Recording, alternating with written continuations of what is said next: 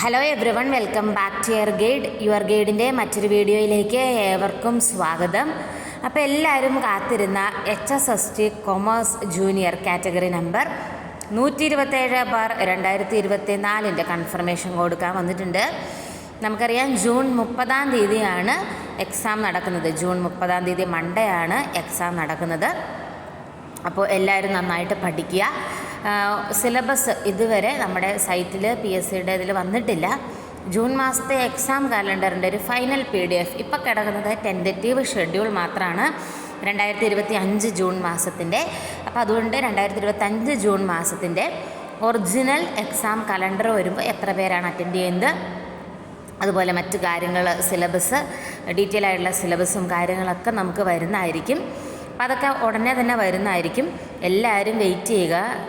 അപ്പോൾ ഇതുവരെ ഉള്ള നമ്മുടെ കാര്യങ്ങളൊക്കെ വെച്ചിട്ട് നന്നായിട്ട് പഠിക്കുക.